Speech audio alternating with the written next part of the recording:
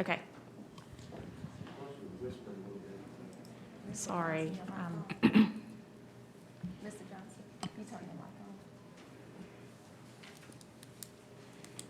Morning. Good morning. Well, congratulations to all the new people. Thank you. We have Ms. Henderson Baker is going to read our public participation information. Okay, Mr. Dobbs. Public participation is the time that the board has set aside to encourage you as members of our community to voice your opinion on any matter either included on or excluded from the printed agenda. A maximum time of 5 minutes will be allotted to a single individual or a single topic based on the number of requests. Complaints against any employee of the school system will not be heard unless the complaint has been submitted in writing to the superintendent at least 7 days prior to the board meeting. If unresolved, any personal complaints about school personnel must be put in writing for the board to review in executive session. Personal attacks against any member of the board will not be tolerated. Once the time for public participation has passed, discussion of topics will be restricted to board members only. Thank you in advance for complying with this request. So we have our friend Mr. Dobbs back with us this year. Yeah, again. And by the paper again, y'all want to raise. I wish y'all would be able to live like I do. Retirement and on Social Security. I get a retirement from DeKalb County. Last year we got a raise, a whopping 3% for the last 10 years. And that was it. My insurance went up a minimum of $50 a year for the last 10 years. So that 3% didn't even cover my insurance. Social Security, you get a whopping 1.5% to 2% a year. And Medicare goes up. So where do I get any extra money at? All my money is spent on my medical. And then y'all want to raise. Well, I'd like to know why Newton County and all the other counties expect senior citizens to cover the bill. We only get a certain amount of income, but yet we got to cover the bill. I think senior citizens shouldn't have to pay school tax. Let the people who got kids in school pay school tax. And of course, every year I give school supplies to Rocky Plains. Well, I was giving it Alcovey, but I ain't got no more kids in Alcovey. I mean, I don't have no kids in Rocky Plains because my daughter and her 2 kids moved to South Carolina. So I don't have no more kids in Newton County school system. But y'all still want to raise. Where am I going to get this extra money at? I want somebody to let me know. And that's all I got to say until 5 o'clock. I'll be back at 5 o'clock. All right. Thank you. We appreciate it. I would like to invite you to sit down and watch our millage rate presentation, and that may be able to answer some of the questions that you may have. Well, on that, I'd like to see that presentation because the lady goes to DeKalb County, Rockdale County, all the surrounding counties, but you don't have, like, Brookhaven. There ain't no poor people living in Brookhaven. There ain't that many poor people living in Shamlin. I know, I worked there when I worked for the sheriff's office. We didn't have to go out and arrest nobody that had money at Shamlin. We arrested the thugs. In Brookhaven, wasn't nobody getting arrested because everybody had money. But I'd like to see that presentation. Thank you. All right. There's no other public participation, so we will move on to the millage rate assessment.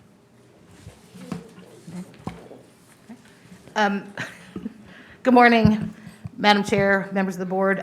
Yes, we are here to share with you our assessment and evaluation given our current millage rate, and then a look at a variety of options as we push into the coming school year. for millage rate. So with that being said, I'm going to turn it over to our Executive Financial Manager, Ms. Erica Robinson.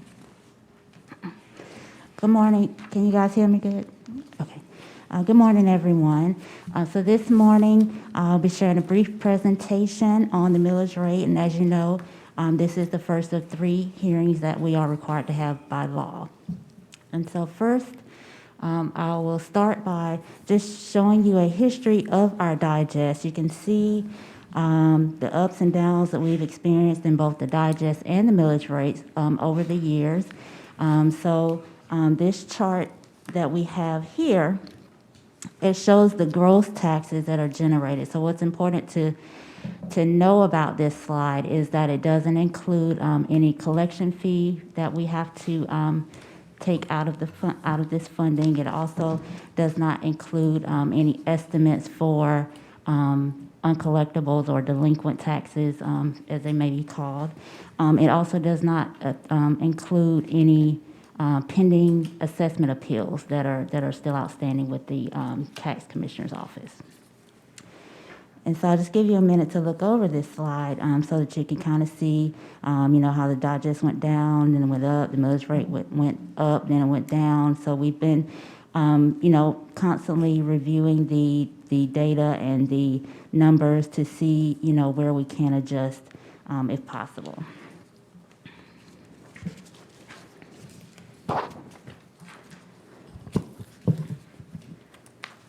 And so on the next slide,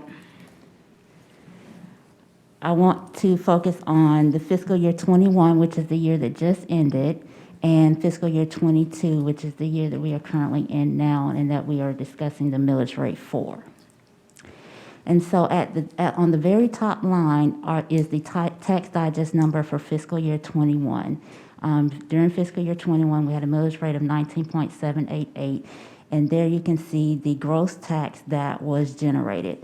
What I have done with this slide is I've added the collection fee that we pay so that you can see the net taxes that we received for fiscal year 21, or that we're expected to receive. We're still receiving collections at this time, but we are expected to receive $58.5 million for fiscal year 21.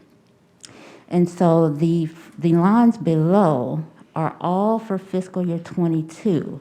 The difference on each line is the millage rate. There's various millage rates there so that you can see, depending on which millage rate we were to set, you can see the impact on the revenue from fiscal year 21 to fiscal year 22. So for example, let's just say we decided to set the millage rate at 18.788. That would generate a net tax revenue of just under $67 million. I'm sorry, I'm on the wrong line. Just under $64 million, and that would be an increase of $5 million from fiscal year 21. And so you can follow the chart that same way all the way down.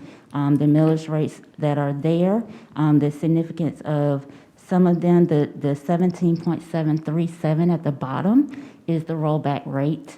The 18.210 is the rate that we had in fiscal year 2009, just before we started to experience changes from the recession. And then the millage rates in between there are just millage rates that we decided to calculate numbers on just so we can see, what might be an option for us. Madam Chair, Yes. may I? Yes. I just want to make a suggestion. When I know you're saying increase, but when you say increase, like you said it would increase like 5.0, can you still say the millage rate would decrease from what we have, but the amount collected would increase? That is correct. The millage rate on that line would be 18.788. Currently, we're at 19. Yeah, I'm just saying, say that together got for you. clarity. Got you. So that people will understand when you're saying increase, Got you. you're still talking about the millage rate decrease. Yes, ma'am, got you. Okay. Yes. So, again, on the line that says 18.788, that would result in a decrease in the millage rate of 1 mil. and that would produce a net tax of $63.5 million, which is an increase of just over $5 million in revenue from fiscal year '21. Yes, perfect. Because people hear increase and just. I got you. And so that this chart works the same all the way down. If there's any line item that you want me to explain, I can do that for you. I can just give you a minute. Also, so I have the collection fee in here, but what is not in here is any uncollectibles that we might experience or delinquent taxes that we might experience. So that could affect the tax that that is generated. And so as we're looking at these different millage rates, some things that we have to consider when we are determining a millage rate to set is for number one, the cost of it during this time, the cost of business is increasing everywhere. As you can imagine, and I'm probably sure you've experienced in your personal lives, that the cost of everything is increasing. So we do have to keep that in mind when we're setting the millage rate. We also have to keep in mind for the fiscal year '22 budget, we did implement a 3% pay raise that we have to sustain, as well as some classified salary study recommendations were implemented as well. So we do have to sustain that as well. And we also have to continue to monitor our salaries and look at them to see if they need to be adjusted so that we can attract and recruit and retain the most highly qualified staff. And then one other thing that we have to consider with the millage rate when we determine the millage rate to set is it is also going to affect our state revenue. It's going to affect our local fair share, and it's also going to affect our equalization funding. And so as I move to the next slide. Excuse me. Yes. I have a question. Yes? I guess my mic is on, isn't it? The uncollectibles, we do collect delinquent taxes at some point in time. Where and when is that entered in the? It just depends on when they pay it. I mean, we don't have any way of knowing when a taxpayer is going to pay their delinquent taxes. So when we get our revenue every month, it's broken up, the report that comes with it is broken up by year so that we can see, we got $5 from year 2015 for delinquent taxes. So we don't have a way to say we're going to get $20,000 this year and $20,000 next year. I understand that portion, but I don't see any discussion on we do collect some at some point in time. So we should show what we are collecting that's been put in the uncollectible. Yes, See, but we're showing the negative impact of delinquent taxes, but we're not showing anything that we are collecting delinquent taxes. right. These slides do not have anything taken out for delinquent taxes. So in these slides, the gross tax would include any delinquent tax for this year. So I haven't deducted anything out. That's just something we have to keep in mind. Maybe can you explain the collection fee? I think that's where it's showing a negative. So what is the collection fee and how does it change? The collection fee is 2.5%. It doesn't change. That is set. That's the collection fee that we pay the tax commissioner's office to essentially collect the taxes and then send us the revenue. Gotcha. That is a set number that doesn't change. The percentage doesn't change. I'll still go back to my question. Where do we show that we have collected some delinquent taxes? It's actually in the gross taxes. So the whole assessment is in the gross taxes. So it's there. That's what we would collect if everything was paid the way that it should be paid. But the premise I'm getting at is that we are basing a millage rate on the fact that this does not include delinquent taxes. Right. We base that. So you want to know what the current amount of delinquent taxes is right now? Is that what you're Based on asking? this year, we should see something that we've collected.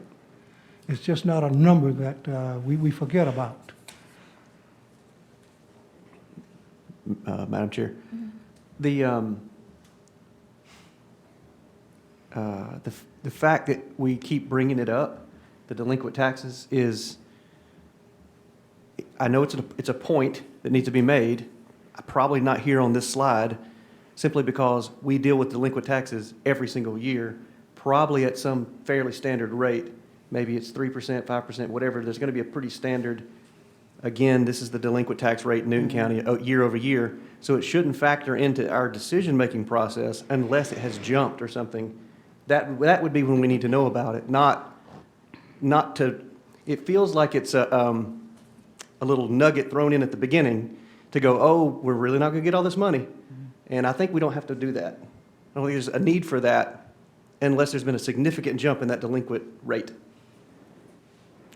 I just think it's something that everybody needs to know, because the total collection is there, so you see the gross taxes. So it's just among the things that have to be thought about as we move forward, that's all. Right, but it's also not listed on here at all. Right, right. So to bring it up, to Mr. Johnson's point, to bring it up and then have no data to show it, to me, either is trying to tell us something about it, or it's not needed to be discussed right now. So either it's a Well, point and we need data, or it's not a point, Okay. right? I mean, I can get the I can get the number. So we'll have it for you this afternoon. Okay, thanks. Thank you much. Okay.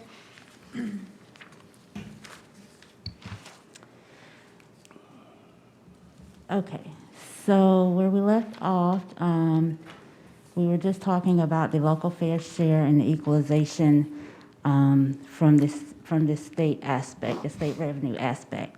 And so what local fair share is, in the QBE formula, there's something called local fair share. And it's basically the amount of money that we have to contribute to the state for this. So basically, they reduce our state allocations by a local fair share. The local fair share is equal to 5 mills. So here on this slide, we have calculated the local fair share based on the digest, the current digest for 22, and 5 mills is equal to $17.3 million. So what's important to realize is about this slide is the local fair share number will remain the same no matter what millage rate you set. So when the state does its allocations,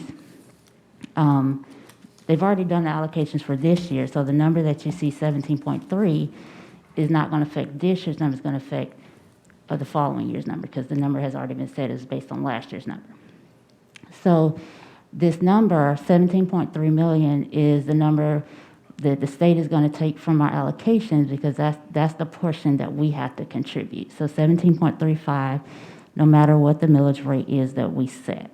And so you can see how it would, in essence, affect our revenue, because we're going to have to find that 17.5 that would have been a state revenue, but now it's not. We're going to have to find that somewhere else in our local dollars to cover whatever it is that we need for it to cover. So you can see the effect on our net revenue with the local fair share. And that, again, it's always 5 mills, right? Correct. The local Yes, fair share always. is always 5 mills. It was Yes. last year, it will be next year. Okay, But the number will change based on the digest. So Right. the 5 mills will vary based on the growth or retraction of the digest. sure. Same as if it goes down. Same Correct, as it goes growth up. or retraction. Yep. All right. Okay, so what you're saying is basically, if we were to choose the millage rate of 18.5, based on our tax digest, we would receive 64 million approximately. But then we would have to pay the state 17 million of that. So we would only be receiving that 46 million. Is that correct? Okay.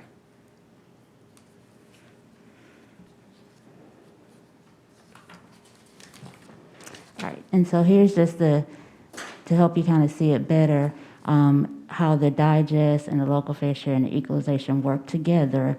As the digest goes up, as the digest increases, your local fair share is going to increase and your equalization is going to decrease.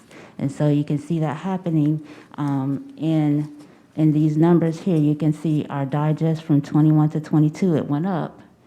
The local fair share also went up, and the equalization went down. And that's how that works every year.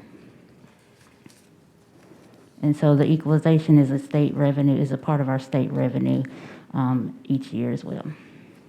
And each mill for our school system is valued at about $1.4 million. So for every mill reduction, there's also a commensurate reduction in equalization of 1.4 million, around 1.4 million, somewhere around there. Madam Chair, Yes. I got a question. Okay. Well, it may not be a question. I think it's just something to point out. So like the first slide, this is the first slide, the first informational slide, not the title page.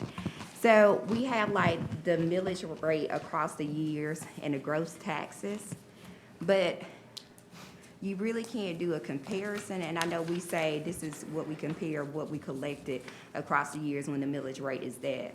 But then this slide, the last slide we looked at, has the local fair share on it.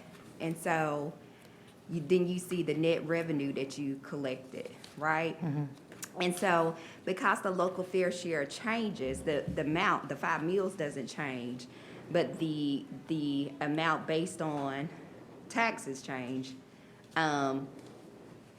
it's kind of confusing because there's this net revenue like column, but there's not a net revenue column on this first informational slide.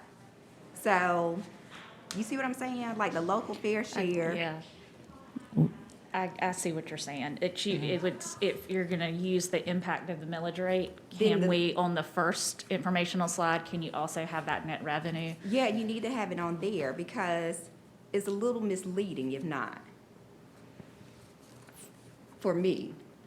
Yeah, I know it's, I see exactly what you're saying. On the first page, we're basing, your collection rate, your gross taxes, and that, if you look at the 9.788 down at the very bottom, it's 68 million, whatever it is. And then when you move over to the impact of millage rate adjustment on local revenue, if you look at that 68, we really want to see the net revenue and not necessarily the amount collected. If that's what she's saying, she wants, if we could add another column there on that first informational slide.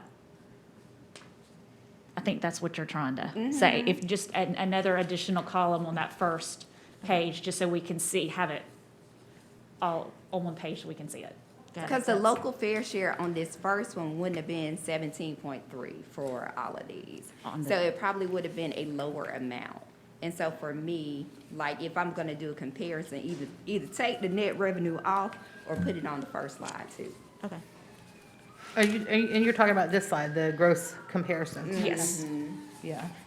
I think Because the local fair share is not gonna be this high for Right. that first one. Right. So it's a little like, I think the local fair share on the, in 2008 was about 14 million.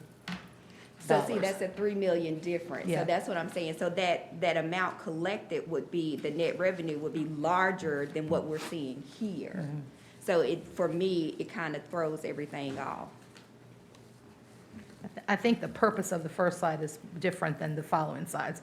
The purpose of the first slide is just to show a historical impact Right. of, a 10-year impact on the digest and its gross taxes. And then from there, we're peeling out and looking at more closely the impact of the millage rates. Or So- maybe a suggestion would be to add that slide Yeah. again with the additional Yeah. column, right there on that, Yep. with the pull-out Gotcha. there. All right, Okay. I think that's it. All right. Okay, so next, we have a look at the per pupil expenditures. And so These per pupil expenditures are calculated based on all funding sources, so all your state, federal, and local revenues are included in this calculation. We have the districts here are districts that are close to us or either similar to us in terms of FTE. And so Newton's per pupil expenditure for fiscal year 20 is $10,561, and that puts us third from the bottom in this comparison with these districts. And so here you see the FTE for these districts as well as their millage rates and their per pupil expenditures.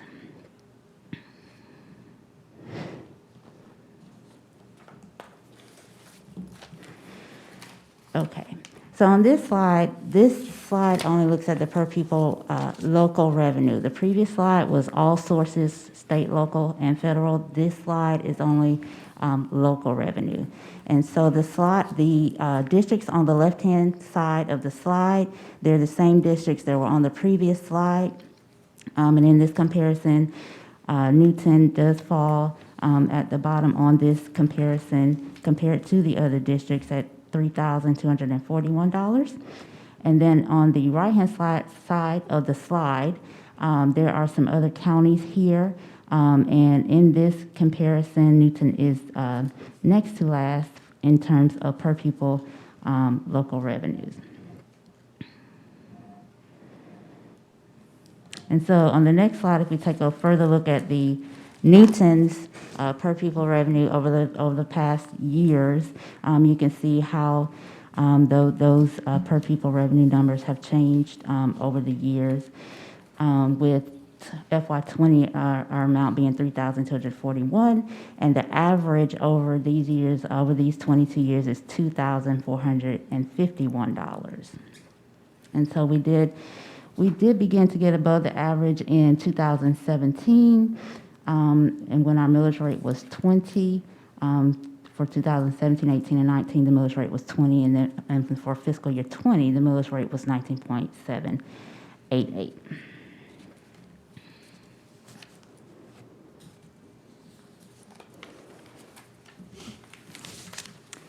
Okay, so here is a slide of the M&O and the bond millage rates for all of these counties that we have seen on these comparison slides. They are now listed here together with their millage rates from FY20. They're ranked from highest to lowest, and Newton is there in the blue at 19.788 for FY20. And so I'll just give you a minute to look that over.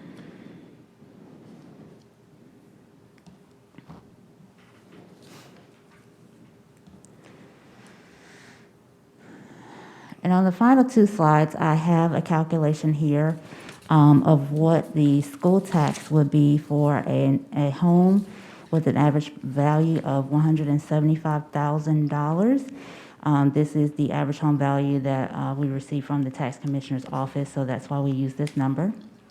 And you can see the calculation at the various millage rates that have been on the previous slides.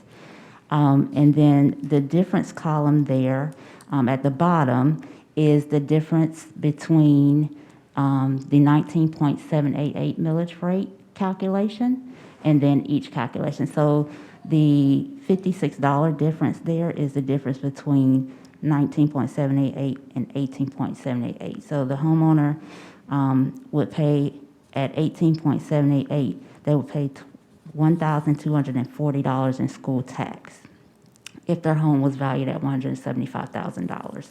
And that's a difference of $66 from the 1306. And so if we were at 18.5, the homeowner would pay $1,221 in school tax, and that's a difference of $85 from the 1306. And that you can follow the chart all the way through.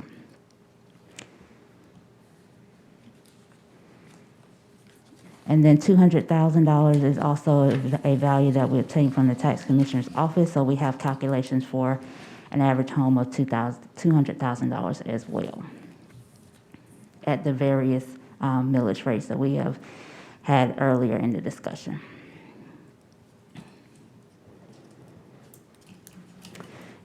And that concludes the presentation for this morning. So if there are any more questions, I can take them now. Any questions from the board members? Yes, I want to back up a little bit. Okay. We mentioned briefly, I didn't quite get it, that the millage rate include a teacher's pay raise, employee pay raise, excuse me, for next year. No, our current budget that we just started for fiscal year '22, which started on July 1, in that budget that was approved, there was a 3% pay raise for all employees For next year. for the year that we're currently in. That started on July 1st. Next year, okay. Yes. Now, and from the taxes preparation, how can I say this? Was that considered in the factor in determining or displaying the millage rate? The increase, I didn't quite understand your question. the 3.2 raise, percent raise? 3%.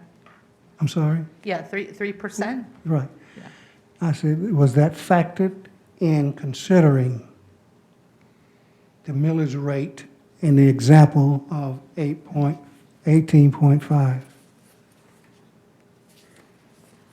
This only, the calculations only consider revenue. So the budget has already been approved with the increase, the salary increase in it. So we're gonna have to pay that. It's just if we do any one of these millage rates, we'll have to, see how we're going to fund that. Because the budget has already been approved. We didn't have the digest at the time that the budget was done. We usually never do. Last year was an exception. But we usually estimate our tax digest in the budget. So basically, we would need to adjust the expenditures based on our amount of revenue, should we change the millage rate? Potentially, but also we have an ending fund balance too that we Yes, could Yeah. consider. yes. What now? An ending fund balance that Yeah. would be able to be used to support the adjustments. You basically have to sustain the Yes. 3% Right. increase that you get it. Yes, Right. So you want to pick something where you're going to be able to sustain it yearly because people. Correct. The amount of years that they're teaching, their salary adjusts to that as well. Yes. So 3% may have been $3,000 for somebody this year, but then they may be going into their 20th year. It And changes. so then it may be like $4,000 for them. But we do have the ending fund balance is the point. We may not have to Indeed. change the budget. Right. As long as we have the ending fund balance, we could Right. then change the budget next year to Correct. decrease it if we wanted to. Yes, Yes. yes, moving forward. Okay, any other questions from board members? I don't have any questions, but is this a appropriate time for comments, or do we? Yeah. Okay. that's- Well, the fact that we have a rollback hearing is because of the state law, right? And so I just want to clearly read from the state law why this exists. We have this is for the prevention of indirect tax increases resulting from increases to existing property values in a county due to inflation, which is exactly what we've seen here and pretty much across the state. So, and this is, I know, philosophical, so I so appreciate all the data that you give us. It helps us make good decisions. It's going to sound like I'm against you here, but I'm not. That's what I'm trying to say right up front, because I think what you do is an invaluable job, and I would hate to sit in your seat most days. But to me, the starting point here should be, there's a law that says we need to do a rollback rate, and that rate is 17.737. And that's because we shouldn't burden our taxpayers with any more tax because their property value went up. So I think we should start there. The law exists to help our community and help our citizens to keep taxes fair and keep expenses under control. And so I think this should be the starting point rather than here's what we got in the past and here's what we could get if we do this number. I think it all should be built on the point of this is we have the rollback rate, we should do it. That should be starting point to me is here's the rate, this is what's fair. we should do that. And then we can kind of make a case of why we need to, you know, keep it the same or move it around based on that. But it always feels like, and this is where I have a problem with this, and I'm a little frustrated by it, and you can probably tell, is that we come in the opposite. It's like we come in saying, how much money do we need? Let's make sure we get that from the taxpayers. I know that's not the heart of it, but we want to educate our kids well. We want them to be safe. We, you know, certainly all those things. But it just feels like the process is a little bit backwards. Then we set a budget before we have the digest every year. So we're either forced to make a decision, keep the taxes like they are or increase them, or dip into the ending fund balance. And I just don't know, how do we fix that? Like, how do we change the fiscal calendar if we must? Like, let's get the digest information before we set a budget. Is that possible? Like, do we need to talk to the county, the state? Why is this thing backwards? It feels backwards. And this year particularly, because it took so long to get this information, we had to pass a budget. That just doesn't seem logical. And maybe I'm crazy. Like, maybe I just don't know how to do it right. But it seems like that's backwards.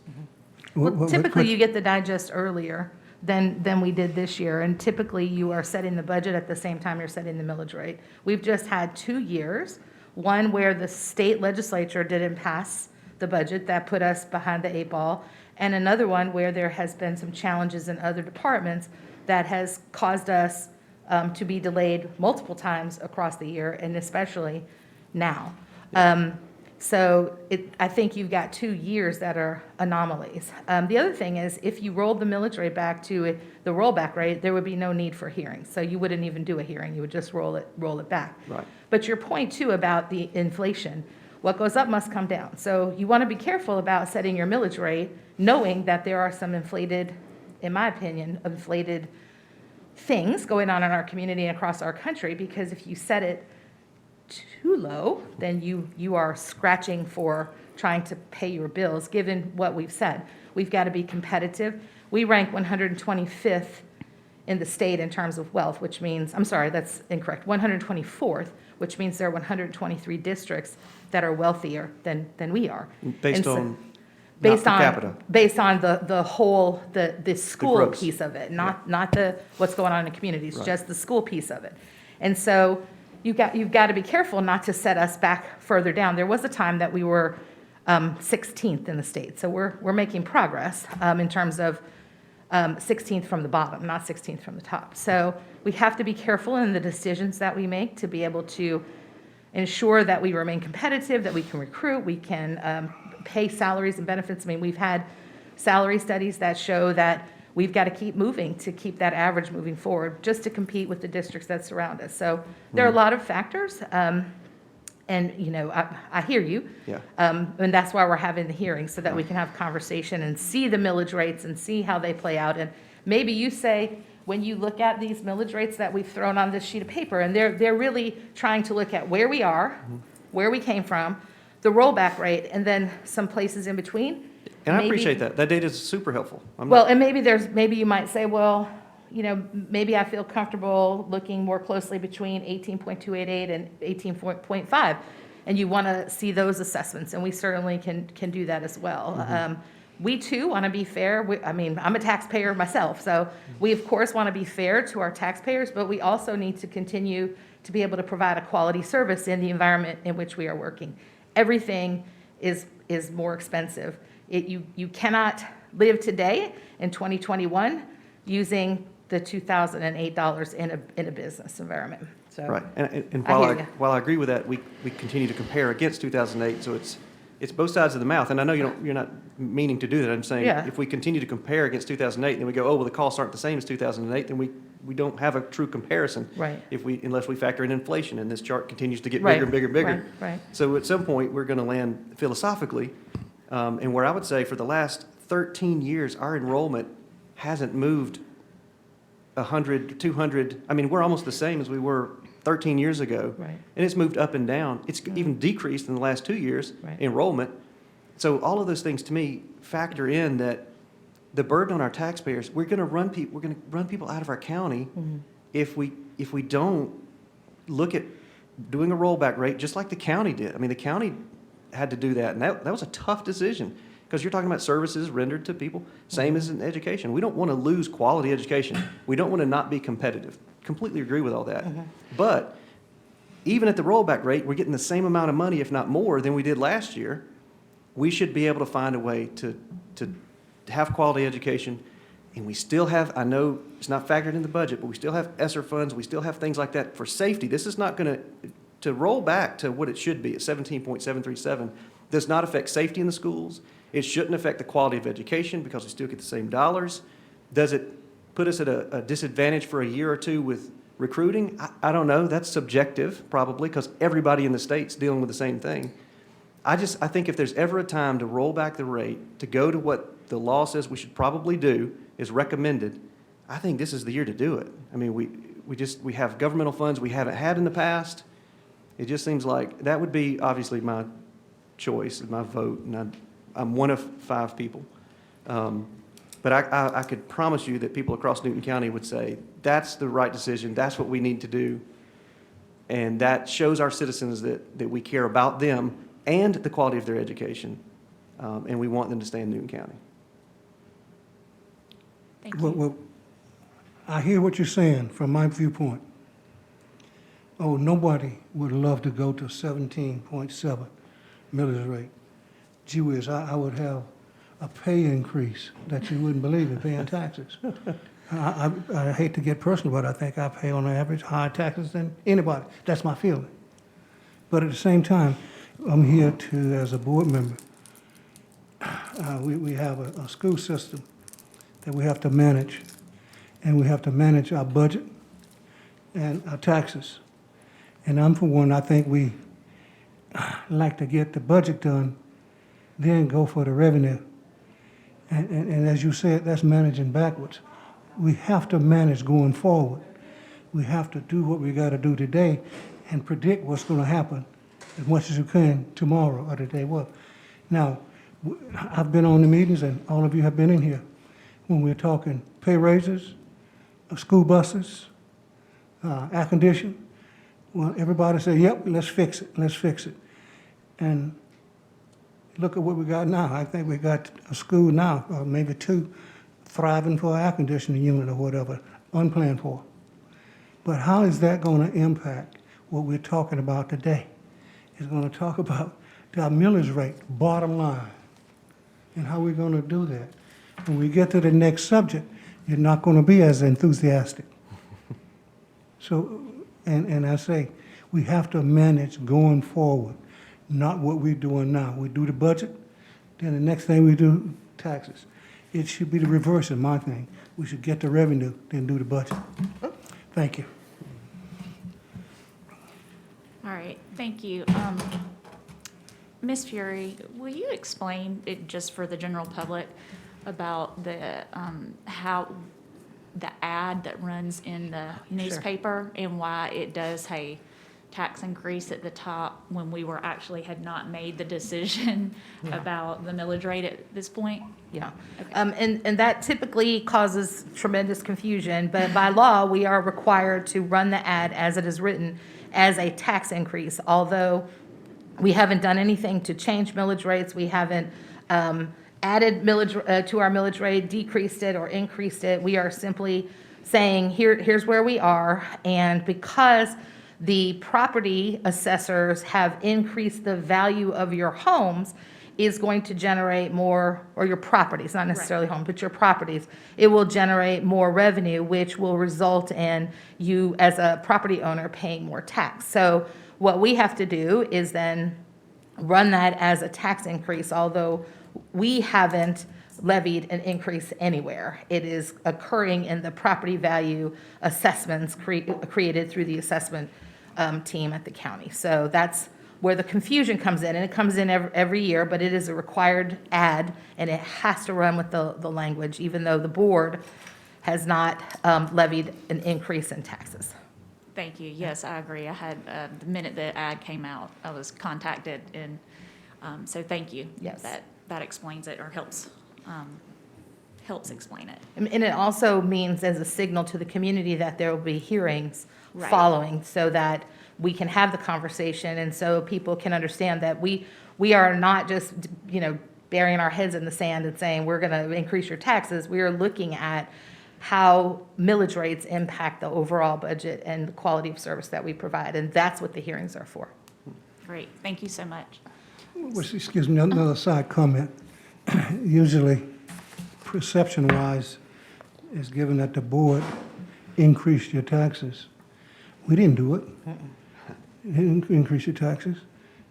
The people that's working the tax assessor's office looked at the value of property and increased it. What are they using to say that your property went from point A to point B and is going to end up costing the taxpayer more money? We didn't do it. Tax assessors, they never come on in front of you and talk about what do they consider you raising your taxes other than, I got 3 comps, and that will develop an average cost, and therefore they sold or we sold it in the community. Now yours is next, so we're gonna put a new price on it. Mm-hmm. They don't come up and do like we're doing. So again, I said we look at revenue second and manage going forward. We got to go back and look at what's generating this. Mm-hmm. We're just the end of the information. Mm-hmm. And I think Commissioner Stan Edwards has even made a point at the Board of Commissioners to say this process of evaluations in Newton County is probably needs to be looked at. Mm-hmm. So if there was, and that's out of our domain, but certainly if someone, took a look at that and said, here's how we got to this number, and then we had that number, and then we could build a budget based on it, I think we would certainly feel a lot more comfortable knowing we're going to get X dollars, and we're going to spend X dollars, not more, not less. Anyway, I'll just end with this as my plea for at least considering the rollback rate, the full rollback rate, is that in the last 9 years, the tax digest has nearly doubled. So the amount of tax dollars has nearly doubled in the last 9 years based on your charts you just handed us. And enrollment has not. Enrollment has barely moved at all. So we get twice as many dollars. And I know things are more expensive, but we have twice as many dollars in 9 years than, with the tax digest that is, nearly doubled. Did I get that wrong? 2013, 2014? If you start there, that number was 1.8 million. And this year's 3.4, right? That's near. Am I right? I don't want to mislead anybody. It's nearly doubled, and our enrollment has not. And so that's twice as much tax digest dollars with the same amount of students. We haven't seen that kind of student growth to, I think, justify the amount of dollars that we're going to spend. Now, yes, our per pupil FTE, those things are going up. That's good. I know that's good, but it doesn't have to keep going up. We don't have to keep comparing ourselves to every other county in Newton County and the state, because we don't. We just pick a few of these, and this is always what I fuss about on this report, because it feels like it's weighted a certain way when we do that. We hand select a few counties to compare ourselves against, and that's not who we're compared against. Our students live in Newton County. They have Newton County tax digest dollars. That's what we have to deal with. That's the decisions we need to make, not based on what is Walton doing and Jasper doing and Gwinnett, or these people who or even Champlain. Like, we can't compare ourselves to the tax digest in that county. They have a board of education that makes decisions based on the amount of money they get. I think we should make decisions based on Newton County. And the minute we start comparing all these next to each other, I think we're doing exactly what we tell our kids not to do. Don't compare yourself against everybody else. Go be the best you can be. And so, again, it sounds like I'm slighting these things. I'm not. This is the way we were taught to do it. I'm just challenging the system and saying I think the system might be broken. And this is the 6th year I'm saying the system must be broken if we keep coming to this way of making the decision, which feels like it's already weighted and slighted and said, here's what we think you should do, rather than the law says we should roll it back. And there should be a great reason we shouldn't. And I haven't heard a great reason yet. And they're good reasons for sure, well-meaning reasons. Well, you do have to compare yourself to other districts, because that's where your people will go when they If the taxes continue to go up, you're right, they will go over Your there. employees, your employees will spill over to districts where they can afford to pay better. And I mean, you've seen salary studies, so you know where we fall within those salary studies. So that's a reason. that you But need that to wasn't on keep in- here. We weren't looking at salary studies just now. No, but when you talk about comparing yourself to districts, so you want to look around you and look at districts with similar sizes, similar digests, and that's why those pieces of information are included. When it comes to budget and expenses, I'm with you. Yes, we need to look at that and be competitive. That's not what this is. We're talking about dollars we're going to get from Newton County citizens, not dollars we're going to get from Walton or Clark or anybody else. That's why, the revenue side of it and the expenses side of it are two different things for everybody who's watching at home. Like today, we're talking about revenue, the money that comes in that we can use. The expenses, that's done at the budget. That's a whole nother conversation. We can only spend what we get to spend. But when we do these charts, we're looking at collections of taxes in other counties that we have no control over. And so I feel like that's misleading, innocently misleading, because it's just the way we've done it. That's the process. And I don't think that's fair for this process on the revenue side. Certainly on the expense side, fine, we can look at it, make sure we're competitive. But this part, it just doesn't seem like it's fitting. Well, And I think it makes our decisions more difficult and clouded rather than clearer. You make a compelling case, but it boils down to a simple word that's in society, and it's called competition. You got to understand that, both from a revenue and an expense projective of what we do. That's what it calls. We look at, when we're doing a budget, what do? We look at the other counties and see what they're paying their various teachers, principals, or whatever. We make an analysis of it.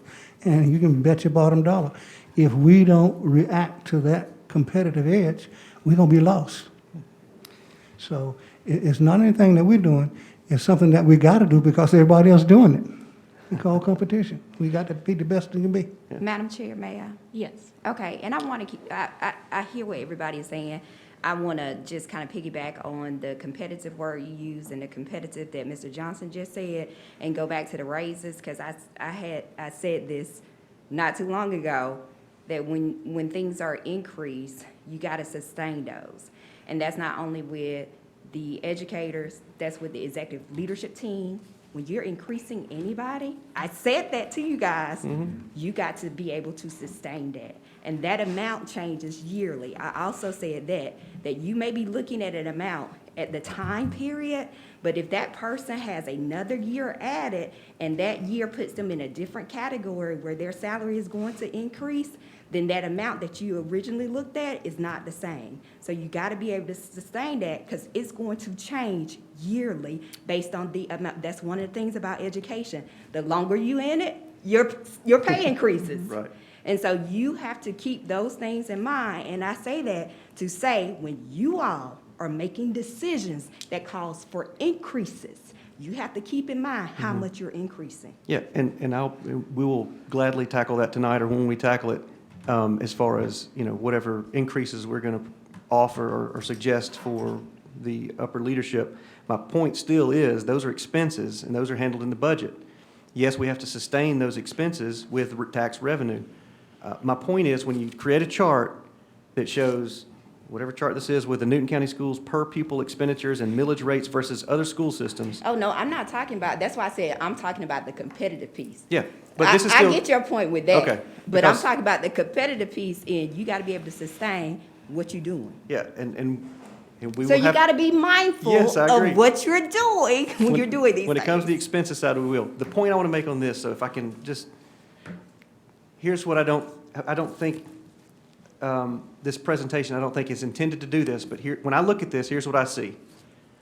Let's move to Morgan, because Morgan has less, they spend 11,000 on their kids, and their millage rate's 14 points.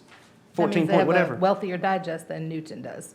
Exactly, but that's the point. That, like, when you compare it, all you're saying is, man, you should move somewhere where they spend more money on your kids and your taxes are lower.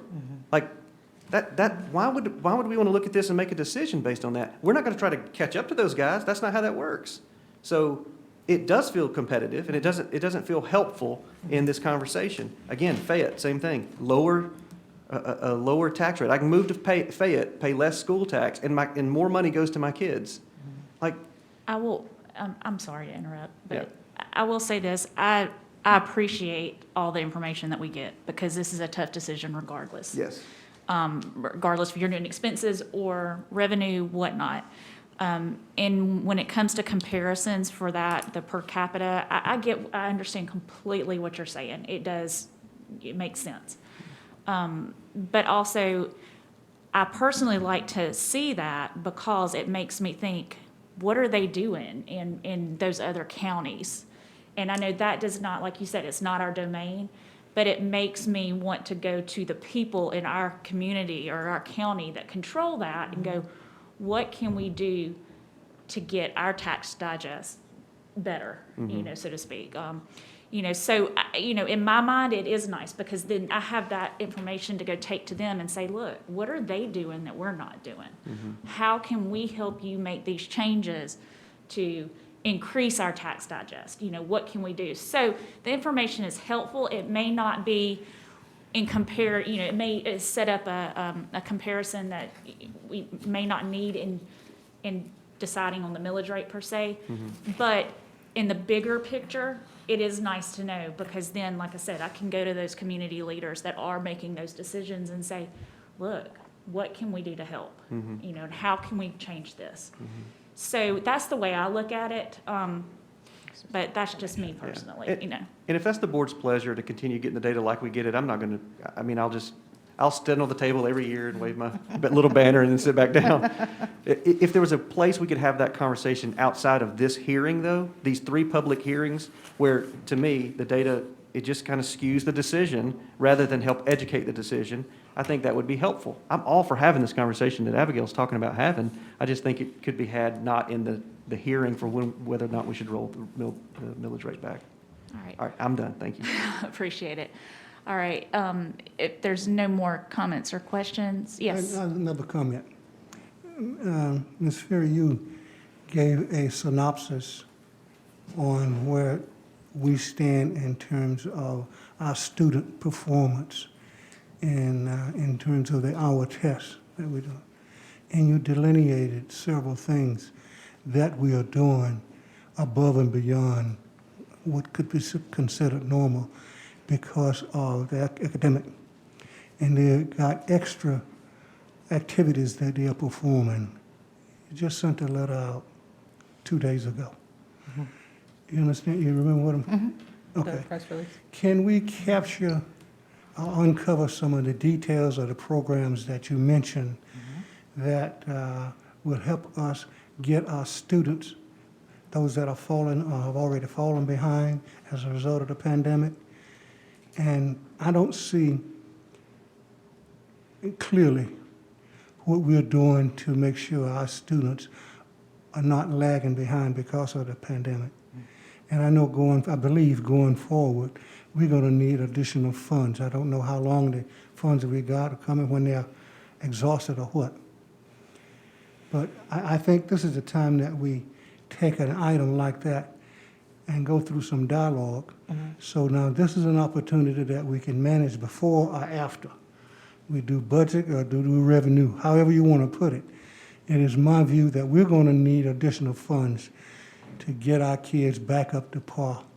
You can listen to all the information on various school districts and how they're impacted because of the pandemic. And our kids are behind as a whole. So how can we, or what can we do not to get behind and not to be going strained? We don't need, start hearing the fact that we need 10 teachers or whatever the number may be in order to get this math class up to par, whatever. Let's look at that now. And before we decide what our millage rate gonna be, I think we ought to be looking at that very critically, where we're gonna stand and making sure our kids don't make the ultimate sacrifice and falling behind. I know it's a long comment, but I think that's real value in what I'm trying to say. Maybe my board members can chime on and help me support that, because any support or what do we do got to come from them as well. I know where I stand on that particular issue. I would love to hear my board members help me understand, or what is that I can say to help you understand where I'm trying to go. If I may, we've dedicated 20% of the ESSER dollars to address that specific question that you have.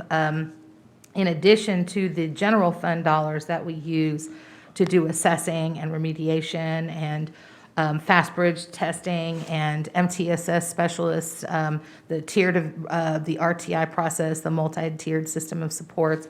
There are lots of pieces in place already, and those things are already considered in the budget that you already passed and in the ESSER budget that you've seen and we are moving forward with. In addition to that, we certainly can do a presentation of the supports that are in place at the first September board meeting so that y'all can see it and how it all plays together. All right, great. But it's all factored in, Mr. Johnson, everything that we need so far. I appreciate that, but I don't think our parents understand that. And if somehow we need to uncover so that information you shared in details and present it to the public so they understand it. Yeah. Because I believe every parent out there is believing that their kids are not getting what they should be getting, and it's a total because of the impact of the virus. And we need to address that. And however we address it, we need to do it and simplify it. But they understand that we are after the tax dollar. There's no doubt about that. But they do not understand, in my view, total details, what we're doing extra and what we got to do extra. It's not being talked about, and our parents should be brought up to speed. Well, I think if we have that presentation Yeah. for the first September meeting, I think that would be great to be able, and we'll have a better idea of the impact as well as the programs and how they're impacting the students at that point. Yes. So let's plan on that if we can. Will we have any assessment data by September? Or will you guys have a pulse? Potentially, yes. So you'll have an idea of what I think Mr. Johnson says is a very real Yes. issue? Okay. With, according to the Iowa, yes, we should have the results by, I think the next meeting is September 14th. So I would check with Mr. Roundtree just to be sure. Okay. Yeah. All right. Yes, it is September 14th, by the Yeah. way. Yeah. My calendar finally came up. All right. If there's nothing else, then I will have a motion to adjourn, and then we will see everyone back this afternoon at 5 for our second hearing. All right? So moved. Mr. Bates? All in favor? Aye. All right. We'll see you at 5. Thank you. Thank you.